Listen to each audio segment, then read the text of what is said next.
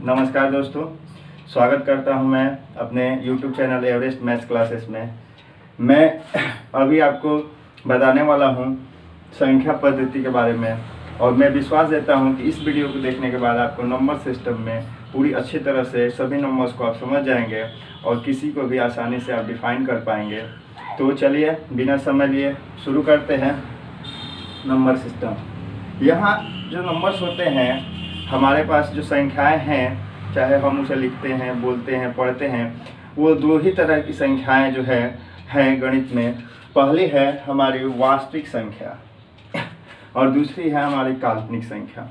तो पहली संख्या जो है वास्तविक संख्या, जिसको हम रियल नंबर बोलते हैं, इसमें मैंने कुछ एग्जाम्पल यहाँ दिया है, जैसे 0, -1, 2, 2/3, 5/6, -7/8, 2/-8, पाई, √2, √5, -√2 या 0.23, ये सारे जो हैं हमारे वास्तविक संख्या हैं। और इसके अलावे जो है काल्पनिक संख्या, यहाँ पे हमने कुछ उदाहरण दिए हैं, i, 2i, 3i, -2i, -3i, +-2i, -8, ये सारी काल्पनिक संख्याएं हैं। अब आपके मन में होगा कि ये जो 2i, 3i तो है, लेकिन ये काल्पनिक संख्या होती क्या है, इसे कहते क्या, इसे कैसे हम पहचानते हैं और वास्तविक संख्या कैसे पहचानते हैं। तो एक साधारण सी बात है कि संख्याएं दो ही तरह की हैं, काल्पनिक और एक वास्तविक। तो काल्पनिक संख्या वे संख्याएं हैं जिसे हम सिर्फ उसको मतलब मान लिए हैं कि वैसी संख्या मानी गई है कि इसका वैल्यू इतना हो सकता है, वो काल्पनिक संख्याएं हैं। इसको हमने माना है, अपने सपोजिशन में लिया है। जबकि वास्तविक संख्याएं जो है, इसे हमने माना नहीं है, इसे वास्तविक रूप में हमने लिखा है और इस तरह के मतलब संख्याओं का मान हम गणना कर सकते हैं, मतलब एक हद तक। जैसे कहने का अर्थ क्या है, एक सिंपल से एग्जांपल से आप समझ लीजिए कि अगर मैं कहूँ कि हमें जो है वर्गमूल निकालना है। क्या निकालना है? वर्गमूल। जो हम एक क्लास में वर्गमूल पढ़ते हैं, तो अगर हमें 4 का वर्गमूल निकालना है, यानी √4, तो हमारा आंसर हो जाता है 2। √4 2, या हम इसे +-2 भी कहते हैं, जो आगे क्लास में हमें मिलता है कि +2 या -2 दो स्क्वायर रूट हो सकते हैं 4 के। तो ये तो हमारे जो है, यानी कि 4 का जो वर्गमूल है वो 2 या +-2 जो है वास्तविक संख्या है, क्योंकि हम इसे वास्तविक रूप में देख रहे हैं कि ये संख्या, इसका वर्गमूल इतना हो सकता है। लेकिन अगर हम कहें कि हमें वर्गमूल निकालना है -1 का, तो -1 का जो वर्गमूल होगा हम जब निकालेंगे तो इसका वर्गमूल हम नहीं निकाल पाएंगे, क्योंकि ये वास्तविक संख्या के सेट में है नहीं कोई नंबर जिसका हम स्क्वायर करें तो -1 आए। क्योंकि हम किसी भी संख्या का अगर आप वर्ग करेंगे तो आप सोच लीजिए, देख लीजिए, वो क्या होगा, हमेशा धनात्मक होगा। किसी भी संख्या का वर्ग हमेशा धनात्मक होगा, चाहे वो ऋणात्मक ही हम क्यों ना ले लें। जैसे -5 है तो इसका हम वर्ग ले लिए, तो -5 का वर्ग हो गया हमें -5 × -5, तो माइनस माइनस क्या हो जाएगा हमारा प्लस, और 25। तो हमने भले ही ऋणात्मक संख्या लिया, लेकिन इसका वर्ग निकाला तो 25 आया, तो यानी धनात्मक आया। तो यानी हम सिर्फ धनात्मक संख्या का ही वर्गमूल निकालेंगे, जबकि यहाँ पे ये ऋणात्मक संख्या है, तो इसका वर्गमूल हम फाइंड नहीं कर सकते हैं रियल नंबर में। और यहीं से एक कल्पना शुरू होती है, हमारी इमेजिनेशन, जिसको हम इमेजिनरी नंबर लेते हैं। यहाँ कल्पना क्या है कि √-1 का वैल्यू हम आई मान लेते हैं। ये ग्रीक लेटर आई है, जिसे हम आयोटा कहते हैं, और आई का जो वैल्यू ले लेते हैं हम -1 ले लेते हैं, और इससे किसी भी ऋणात्मक संख्या का हम वर्गमूल निकाल लेते हैं। तो ये एक इमेजिनरी नंबर है, इसीलिए इस तरह की संख्या को हम इमेजिनरी नंबर कहते हैं, जैसे i, 2i या 3i। अब आते हैं कि जैसे यहाँ पे 2i का वैल्यू जो है, ये किस संख्या का वैल्यू है, तो हमें 2i का वैल्यू जो है √-4 का वैल्यू जो है, √-4 का वैल्यू जब हम निकालेंगे तो कैसे होगा, तो जरा इसे देखते हैं। √-4 को लिखेंगे √4 -4 × -1, तो सॉरी 4 × -1, तो 4 का रूट हो जाएगा 2 +-2, और √-1 का जो वैल्यू है इसको हम i रख लेंगे। तो इस तरह से हमें जो है √4 का वैल्यू +-2i, यानी +2i और -2i दो मान मिलेंगे। तो हम देखते हैं कि हमारे पास वो इमेजिनरी नंबर है। तो ये एक दो तरह के नंबर्स हुए, एक रियल नंबर और एक इमेजिनरी नंबर। अब जो है रियल नंबर्स को समझते हैं। तो रियल नंबर को जो है, यहाँ रियल नंबर दो तरह के होते हैं, एक रियल नंबर होता है रेशनल नंबर और एक होता है इरेशनल नंबर। अब रेशनल नंबर्स और इरेशनल नंबर्स क्या है? तो रेशनल नंबर्स जो है यहाँ हमने कुछ एग्जांपल दिया है 0, -1, 2, 2/3, 5/6, -7/8 या 2/8, ये सारे रेशनल नंबर है। रेशनल नंबर्स ये हैं। और इसी का अपोजिट जो है ये जो है इरेशनल नंबर्स हैं, जैसे कि आपको पाई, √2, √5, -√2 या इस तरह के दशमलव आए, ये इरेशनल नंबर्स हैं। यहाँ पे एक चीज़ जो है हम ये जान जाए कि वास्तविक संख्याएं जो हैं, परिमेय और अपरिमेय संख्या दोनों को हम वास्तविक संख्या कहते हैं। तो जब परिमेय संख्या क्या है? तो परिमेय संख्या वैसी संख्या है जिसे हम p/q के रूप में लिख सकते हैं, जहाँ p और q कोई पूर्णांक हो और q का मान 0 न हो। जबकि अपरिमेय संख्या क्या है?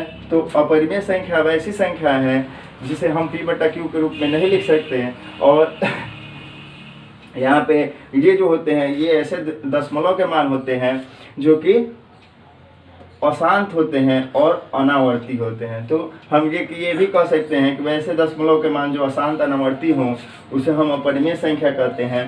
बाकी वैसी संख्या जिसे हम p/q के रूप में लिख सकते हैं, या दूसरी भाषा में आप ये कह सकते हैं कि वैसी संख्या जिसके दशमलव रूप शांत आवर्ती या अशांत आवर्ती हो, वे संख्या परिमेय संख्या कहलाती हैं।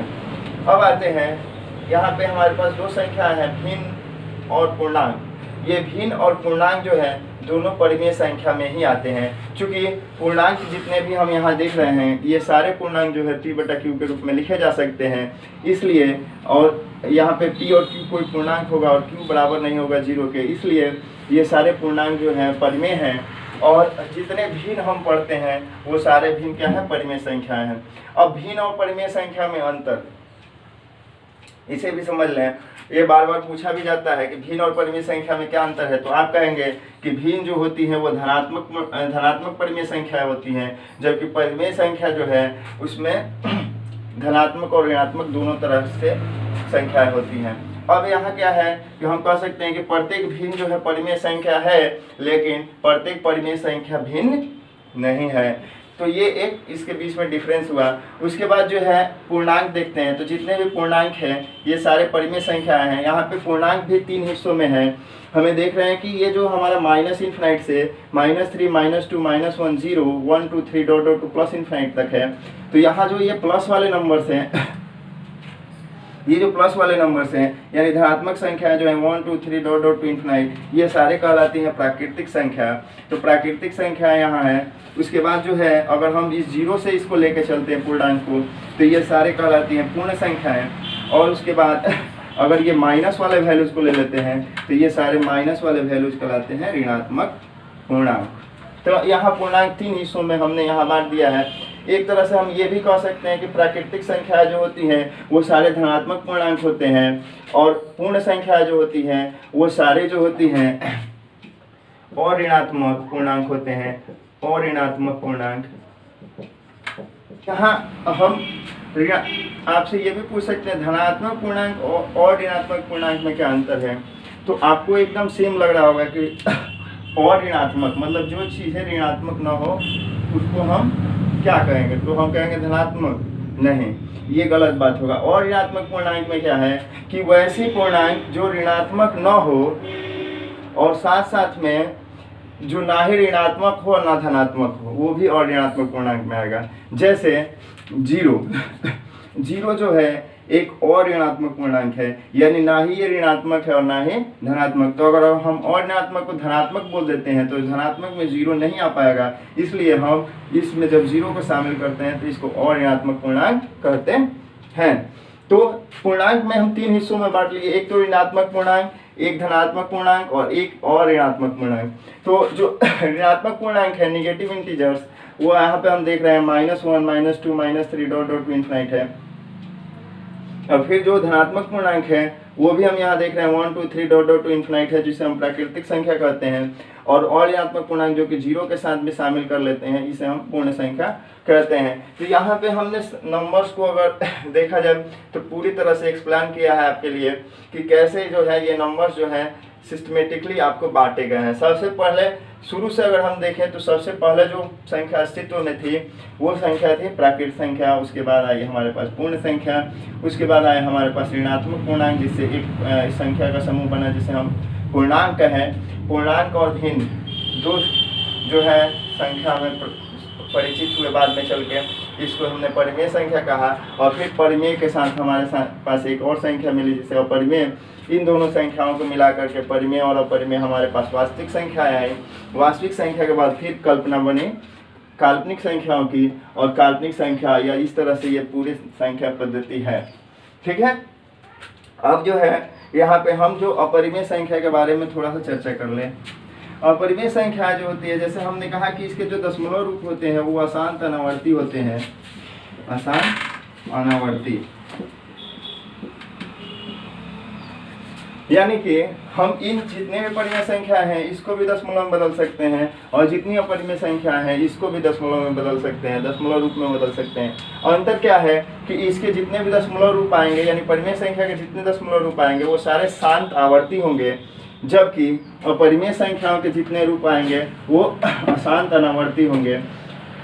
यहाँ पे इसमें भी परिमेय संख्या में भी कुछ दशमलव जो होते हैं अशांत आते हैं, लेकिन वो आवर्ती होते हैं। आवर्ती का मतलब उनका एक पीरियड दिखता है। जैसे एज फॉर एग्जांपल अगर हम माने तो अगर हम लिखते हैं 2.333333 ऐसे, तो ये भी अशांत संख्या है। चूंकि 3333 ये अनंत तक आते गया है, ये भी अशांत है, लेकिन अशांत में ये आवर्ती है। चूंकि एक पीरियड हमें यहाँ दिख रहा है 3-3 का, पीरियड हमें क्या दिख रहा है 3-3 का, यानी कि ये 3-3-3-3 करके एक पीरियड की तरफ बढ़ रहा है, जिसे हम 2.3 रेकरिंग भी लिखते हैं। तो ये एक परिमेय संख्या का दशमलव रूप है, ये जो है एक परिमेय संख्या का दशमलव रूप है। जबकि अगर हम देखें अपरिमेय संख्या का दशमलव रूप, जैसे कि हमने यहाँ पे लिखा है कि ये जो है एक सिस्टम में नहीं होता है। जैसे 0.23 कर दिए, फिर 233 हो गया, फिर हो सकता है कुछ और बदल जाए और बदल जाए। इस तरह से जो बदलते हुए, यानी जिसका कोई पीरियड नहीं दिखता है, उसको हम अनावर्ती बोलते हैं। तो अशांत अनावर्ती में हमें पीरियड नहीं दिखता है, जबकि अशांत आवर्ती में हमें पीरियड दिखता है। तो ये सारे परिमेय होते हैं, और इस तरह के दशमलव जो होते हैं वो सारे अपरिमेय होते हैं, और इसलिए हम इसको P/Q के रूप में नहीं बदल सकते। इसलिए भी हम इसे अपरिमेय संख्या कहते हैं। तो हमने बेसिकली आपको सारे नंबर्स का फंडा जो है यहाँ पे क्लियर कर दिया कि कैसे जो है नंबर्स हमारे परिचय में आते गए, और उनके हमने कुछ एग्जांपल्स भी आपको दिए, जिससे आप पूरी तरह से इन नंबर्स के बारे में जान जाए। आशा करता हूँ कि आपको ये नंबर्स जो हैं समझ में आए होंगे, और अगर ये नंबर्स आपको समझ में आए हैं तो हमारे चैनल को सब्सक्राइब कर लें अगर आप नए हैं तो, और अगर आपने पहले सब्सक्राइब किया है तो इस वीडियो को शेयर कर दें अपने दोस्तों में, ताकि वो भी जान पाएँ कि कैसे नंबर सिस्टम है, और इससे हमारा भी कुछ मदद हो जाए। धन्यवाद।